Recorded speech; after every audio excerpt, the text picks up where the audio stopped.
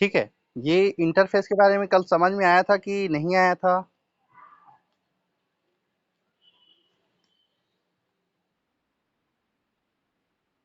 ठीक। मैं इस बाकी हम लोगों ने जो देखा था, जो एडिटर्स होती है, ठीक है, एचटीएमएल एडिटर्स, यदि हम वेब पेज बनाते हैं, किसी भी वेबसाइट बनाने के लिए हमें वेब पेजेस बनाना चाहिए, एक से अधिक जो पेजेस होते हैं उसको मिलके हमारा वेबसाइट बनेगा। ठीक है। तो वेब पेजेस को बनाने के लिए हम पहले क्या करते थे, एचटीएमएल का कोड करने के लिए हम नोटपैड का यूज किए हैं 11th क्लास में, कि उसमें कैसे टैग लिखा जाता है, कैसे एंगल ब्रैकेट से स्टार्ट करते हैं, उसके अंदर कंटेंट डालते हैं, उसको क्लोज करते हैं, फिर उस एलिमेंट के अंदर हम एट्रीब्यूट्स डालते हैं। ठीक है, एट्रीब्यूट्स डालते हैं। एक काम कीजिएगा, सभी अपना माइक ऑन कर रखिएगा और बीच बीच में बोलते रहिएगा, ताकि मेरे को पता चले कि आप लोगों को सुनाई पड़ रही है। ठीक है, क्योंकि अभी से पहले जब आप मुझे सुनाई ही नहीं पड़ा और मैं पूरा बता दिया। ठीक है, तो बीच बीच में रिस्पॉन्स करते रहिएगा, क्योंकि स्क्रीन जब शेयर किया जाता है तो जो एप्ली जो भी जितने भी पार्टिसिपेंट है उसका रिस्पॉन्स नहीं दिखाई देता, तो बोलोगे तो समझ में आएगा। ठीक।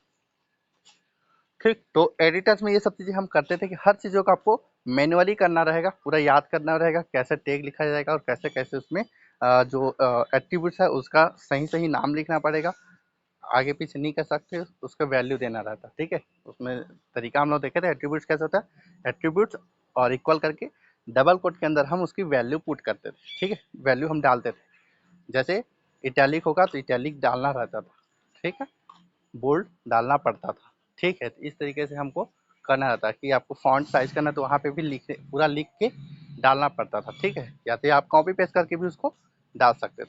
ठीक, तो ये एडिटर्स हमें ये सुविधा देता है कि आपको ये सब चीज़ों को याद करने की आवश्यकता नहीं है, आप ड्रैग एंड ड्रॉप कर सकते हैं, टूल से लेते हैं और वहाँ पे रखते हैं और वो कोडिंग अपने आप बन जाती है। ठीक है, तो इसमें कुछ कुछ चीज़ें कि यहाँ पे बताया गया है, जैसे जनरेट स्टैंडर्ड कंप्लिएंट कोड, मतलब स्टैंडर्ड कोड जो सभी जगह यूज होता है, ऐसा कोड जो हम पूरे इंडिया में देखेंगे या फिर वर्ल्ड पे यदि कोई वेब पेज बनाएगा तो उनका कोड ऐसे ही रहेगा, वो स्टैंडर्ड कोड है।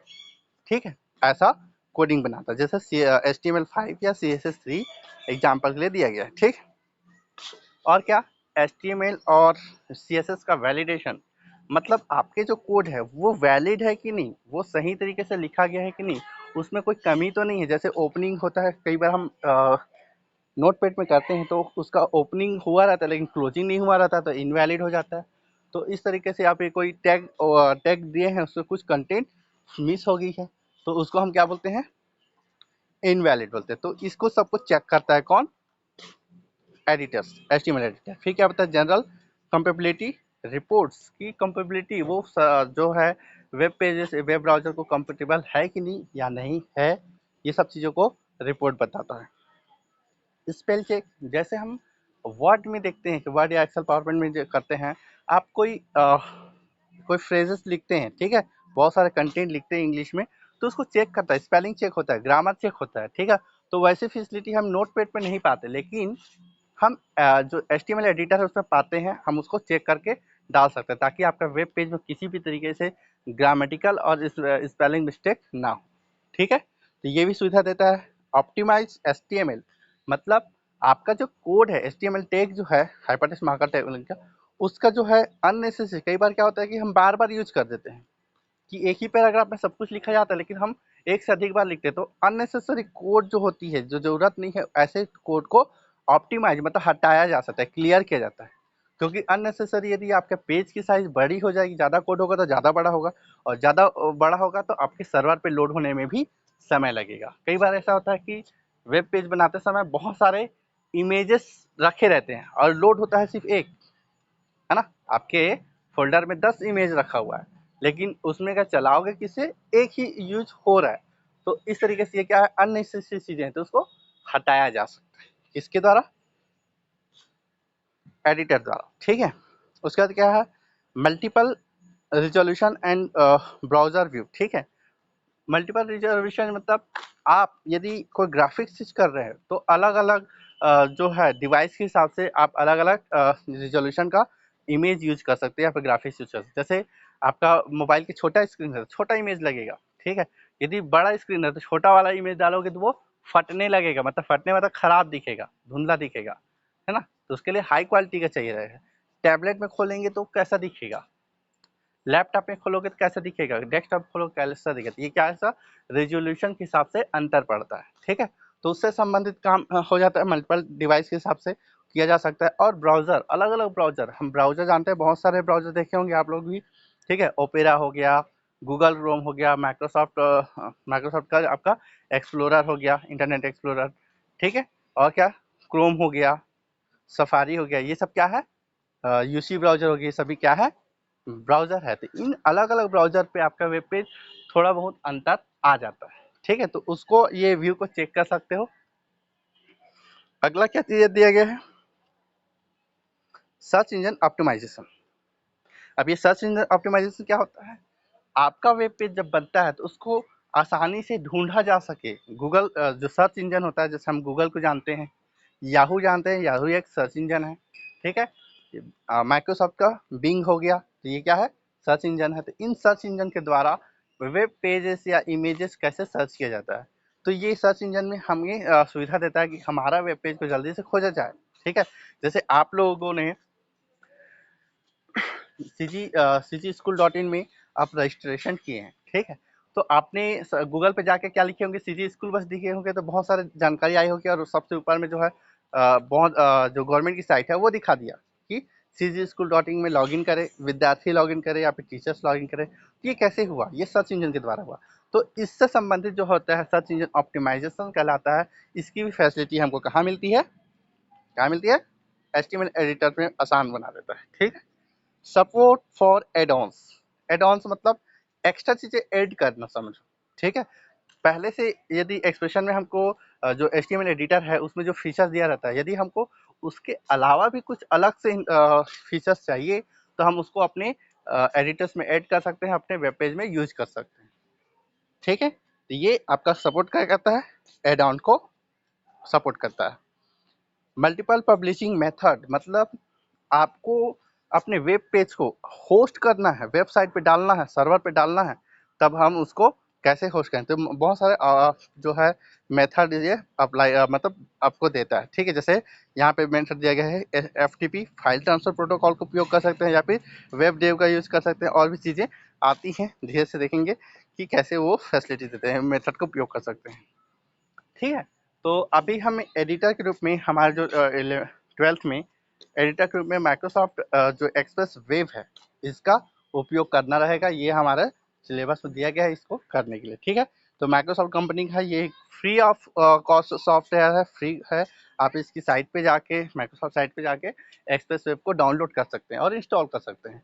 इसके लिए आपको किसी भी प्रकार का पे नहीं करना पड़ेगा, ठीक है। जैसे आपको माइक्रोसॉफ्ट ऑफिस को परचेस करना पड़ता है, उसका लाइसेंस लेना पड़ता है, इसमें नहीं लगेगा, ठीक है। ये फ्री है, इसको यूज कर सकते हो। इसमें क्या क्या फीचर्स देते हैं, HTML हो गया, XML हो गया, CSS हो गया, ASP.NET हो गया, और जामल हो गया, XHTML जिसे बोलते हैं, PHP हो गया या जावा स्क्रिप्ट। इन सब चीज़ों की फैसिलिटी यहाँ पे हम कोडिंग कर सकते हैं इसमें माइक्रोसॉफ्ट एक्सप्रेस वर्जन में, ठीक है। अब देखते हैं, समझ में आया यहाँ तक, हेलो, आवाज आ रही है कि नहीं आ रही है, आ रही है ना, ओके। आगे बढ़ते हैं। तो यदि आप इंस्टॉल कर लेते हैं माइक्रोसॉफ्ट एक्सेस वेब, तो आपको कैसे स्टार्ट करते हैं, स्टार्ट में जाएंगे, ऑल प्रोग्राम, और माइक्रोसॉफ्ट एक्सेस वेब का क्लिक करेंगे, आ जाएगा वो लिस्ट में आपके, तो उसको आप ओपन कर लेंगे। ओपन करने के बाद,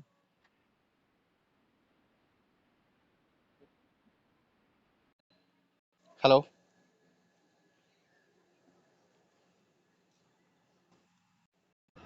हेलो, आवाज़ आ रही है, ठीक है।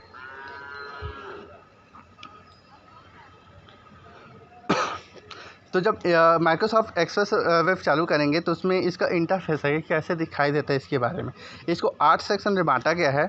सबसे ऊपर में आपका मेनू बार होता है, जिसमें विभिन्न मेनू होते हैं, जो बाकी आप सॉफ्टवेयर देखे हैं, एप्लीकेशन सॉफ्टवेयर, उसमें मेनू होता है, वैसे इसमें भी होता है, ठीक, उसको मेन्यू एरिया बोला जाता है। उसके नीचे होता है टूल बार एरिया, जिसमें जो मेन्यू के अंदर जो क्या बोलते हैं बहुत सारे जो ऑप्शन होते हैं या कमांड होते हैं उसका आइकॉन दिया रहता है, जिसमें आप सिंगल क्लिक करके उसका यूज कर सकते हो। ठीक है।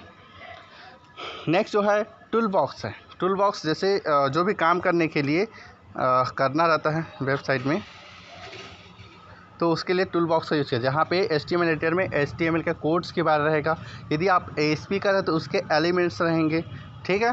जो भी आप जो भी आप कोड यूज़ कर रहे हैं लैंग्वेज, उसका यहाँ पे दिखाएगा टूल बॉक्स में। चौथा है आपका फोल्डर जो दिया है कि आपका टास्क पेन कहलाएगा। मतलब इसके अंदर आपकी जितने भी वेबसाइट पे या फिर वेब पेज पे उपयोग होने वाली चीज़ें हैं, फाइल्स, बहुत सारे फाइल्स हो सकते हैं, है ना, और इमेजेस हो सकते हैं, ग्राफिक्स हो सकते हैं, मीडिया फाइल हो सकती है। ये सब चीज़ों को यहाँ पे स्टोर किया जाता है। कहाँ पे टास्क पेन पे दिखाया जाएगा। फोल्डर लिस्ट और फोल्डर सब फोल्डर रहेगा। उसके बाद है पांचवा एडिटिंग, जहाँ पे आपको वर्क एरिया बीच में दिखाता है जो एडिटिंग एरिया है। इस एरिया में आप जो है टूल बॉक्स से टूल्स को लाके हम उसको क्लिक करके लाओगे और यहाँ पे छोड़ दोगे। ये इसको बोलते हैं ड्रैग एंड ड्रॉप। वहाँ से पकड़ के यहाँ पे छोड़ोगे, जहाँ पे आपको चाहिए वहाँ पे छोड़ दोगे। तो ये आपका एडिटिंग एरिया है। एडिटिंग एरिया के बाद है स्टेटस बार। आप यदि किसी कंट्रोल्स को या एलिमेंट्स को लाते हैं तो जब आप उसको एडिट करते रहते हैं तो उस समय स्टेटस बार में उसकी स्टेटस बताता है कि वो क्या क्या फीचर्स करेगा, कैसे करेगा। ये आपके हेल्प के लिए है। ठीक है। उसके बाद है style sheet area. Style sheet area में है, इसमें मैनेज करने के लिए आपका जो एलिमेंट्स है उसका यदि स्टाइल बदलना है, उसको बेहतर या अच्छा इफ़ेक्टिव बनाना है, सुंदर बनाना है, तो हम स्टाइल शीट का उपयोग करके उसको बना सकते हैं। उस पर कलर या फिर फॉन्ट जो भी चीज़ें हैं ये हम स्टाइल शीट एरिया में कर देंगे। ये इस टाइप का दिखा रहा है। ठीक है। और अंतिम है एट्रीब्यूट्स एंड एलिमेंट एरिया। ठीक है। ये वाला सेक्शन, जब आप एडिटिंग एरिया में कोई टूल्स को रखते हैं तो उसमें क्लिक करके आप क्या कर सकते हो, उसके एट्रीब्यूट्स में बदलाव कर सकते हो। ठीक है। जैसे हम पैराग्राफ ले रहे हैं तो पैराग्राफ के एट्रीब्यूट्स आएगा। टेबल को क्लिक किया तो टेबल के जितने भी एट्रीब्यूट्स हैं, जैसे बॉर्डर हो गया, उसका विद हाइट हो गया, सेल के विद हाइट हो गया, कितने रो है, कितने कॉलम है, ये है। इन सब चीज़ों की जो डेटा है वो हमको एट्रीब्यूट्स एरिया में दिखेंगे। अब उस एट्रीब्यूट्स का वैल्यू बगल में दिया रहेगा, वहाँ से आप आसानी से क्लिक करके या फिर कीबोर्ड के माध्यम से उसमें एंट्री कर सकते हैं या फिर सेलेक्ट कर सकते हैं। ठीक है। तो इस तरीके से आइए आपका जो माइक्रोसॉफ्ट एक्सप्रेस वेब है उसके सभी इंटरफेस दिखाई देगा। इसका उपयोग करना रहेगा। क्लियर हुआ? ये टोटल 8 एरिया दिया है, उसको देख सकते हैं। समझ में आया आज? हेलो, सभी को समझ में आया? यहाँ नेटवर्क का भी प्रॉब्लम चल रही है, इसका लैपटॉप पे नहीं किया गया क्योंकि लैपटॉप में ज़्यादा डेटा की आवश्यकता होती है और उसको समझाने में मतलब कनेक्शन कट जा रहा था। ठीक है। हेलो, जवाब दो।